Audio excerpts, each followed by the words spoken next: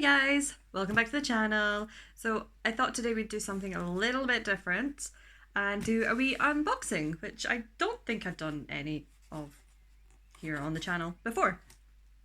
So today I'm going to be unboxing my Box of Stories box. I thought I'd do an unboxing for this one because it is sadly my last box of stories. I have cancelled my subscription, not for any reason, not for like any bad reason. I've never been disappointed with my box, but my TBR shelf it's getting out of control, and I'm adding more to it on the months I get these than I can read. Excuse me.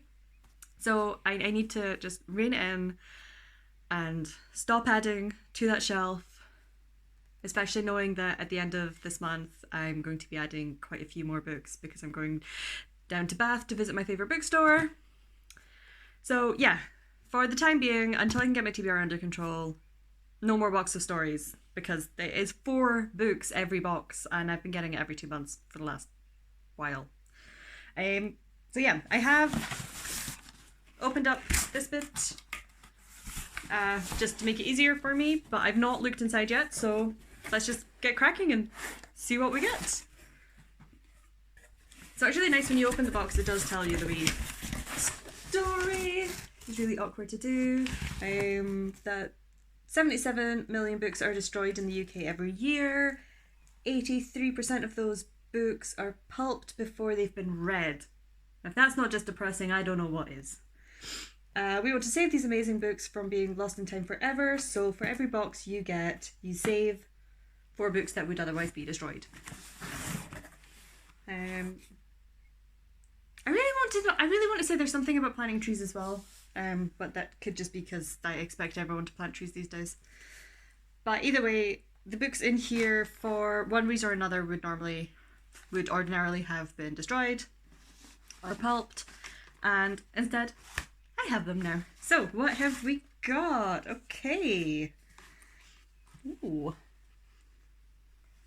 So our first one, it's from Angry Robots. We do get quite a few from Angry Robots. I feel like Angry Robots is a publisher that gives me, like, I think every book I've read from them I've very much enjoyed, but I feel like they just don't get the publicity they deserve.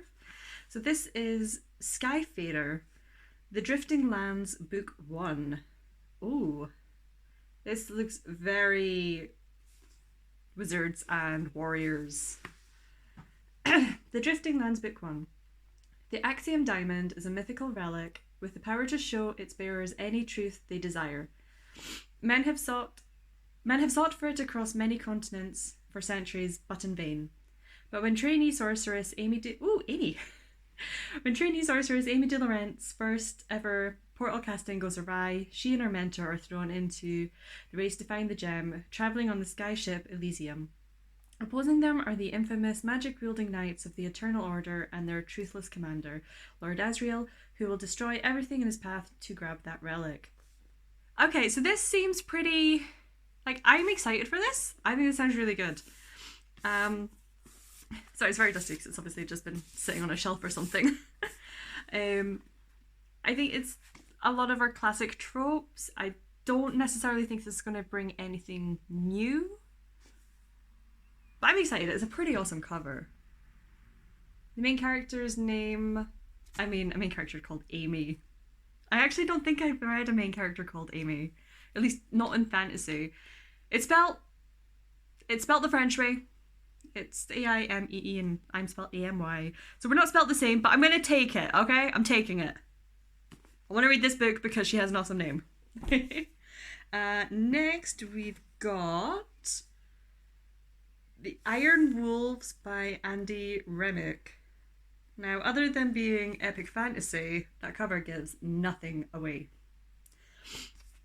It might be quite dark. A worthy successor to the Gemmell Crown. So I've read a little bit of Gemmell. He's not necessarily the author for me, but I can understand why he's such a beloved author.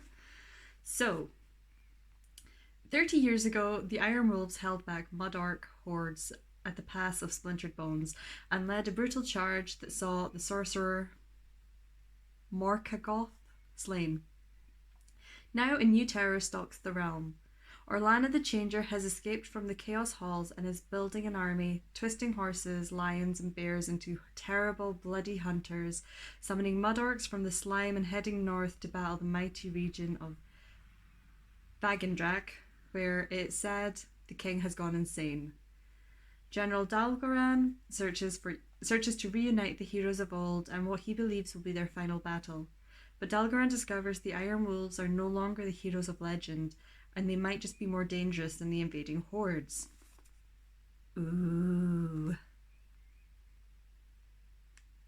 Ooh. Sorry, the cat's down there giving me really weird looks now. Oh, that does.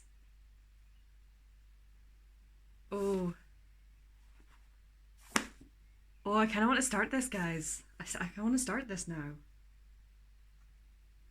Oh, I'm not sure about the animals being twisted into horrors. This is going to make me cry over animals, isn't it? But this, I'm excited. This sounds really good. Oh, what's that? Oh, it's... You get a little postcard with your box of stories. Just like, you know, that you can pause your subscription and things. They're really good. You can sort of like pause your subscription at any point, which is essentially what I've done. So I can then go in and reactivate it at a time where my shelf is looking a little less like it's about to collapse in on itself. So next, let's go with the purple book. And that is The Resurrectionist of Caligo by Wendy, Trimboli, and Alicia Zaloga. I've probably just butchered those names, but whatever.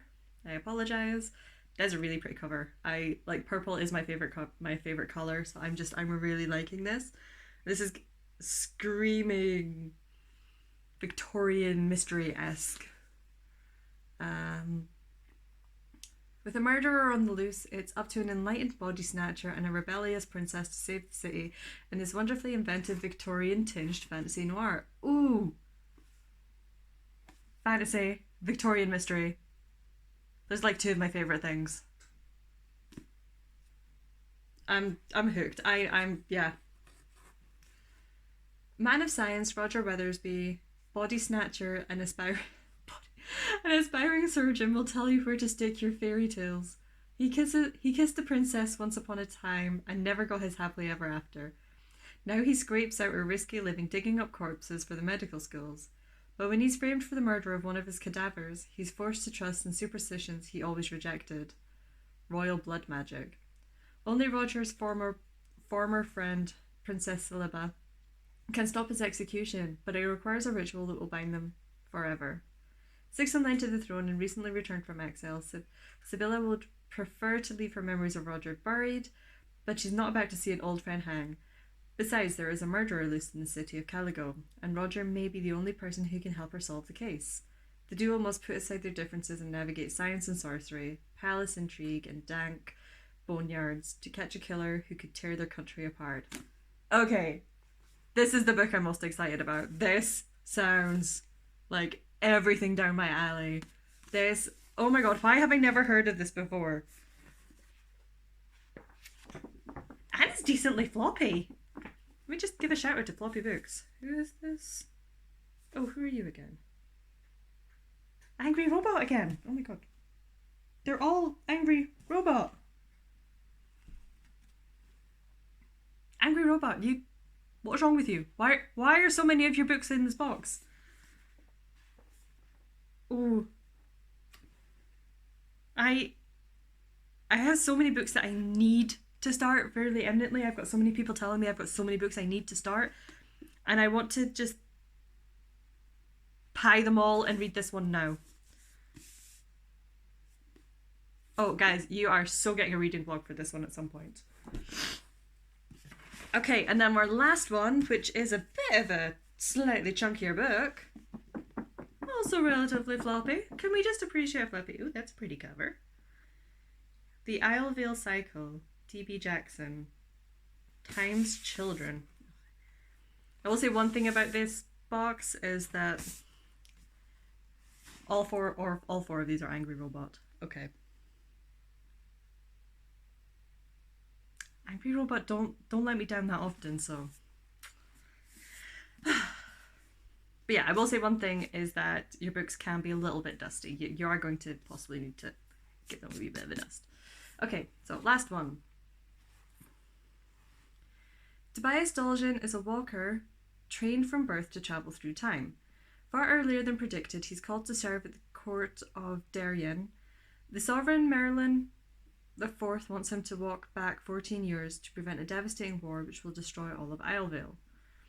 Though the journey will double Tobias's age, he is honour bound to obey. Oh, that's an interesting time limitation. But he arrives to discover Merlin has already been assassinated and his entire court destroyed. How can he already be Okay. The only survivor is the infant princess Sophia. Still something of a boy inside his nearly adult body, Tobias must find a way to protect the princess from assassins and to build a future in the past.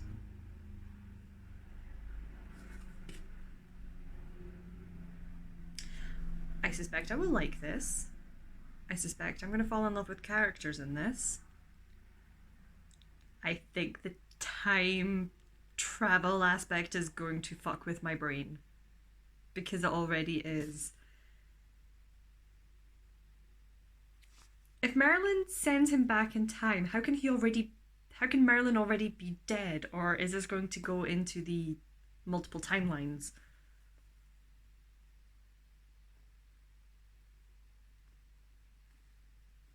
Does anyone else brain hurt already just thinking about this? Okay, fair enough. I do like that I've pretty much gotten all four of them. Let me pop the box aside now. So I will say I like that all four seem to be sort of like heavy on the fantasy this time around. The last box I got was very heavy on sci-fi, which I wasn't complaining about because I do want to be reading more sci-fi, but I was maybe a little bit disappointed that there was no fantasy in it. But yeah, these are the 4 books. Overall, I think I'm relatively excited about all of them. Definitely the Resurrectionist. Yeah, I'd say it's a pretty good box, I think, this month. Actually, the more I look at this cover, the more this face really freaks me out a little bit. Can we just appreciate how weird this face is? This cover is. Like, mostly just that face. Look how creepy that face is. It's not really coming out very well in the camera, but it's the eyes. The eyes don't quite line up properly. I need to stop looking at this cover. You're going face down now. But yeah, I hope you enjoyed unboxing these stories with me. I am very excited to get to them, some more than others. And yeah, I'll see you guys in the next video. Bye!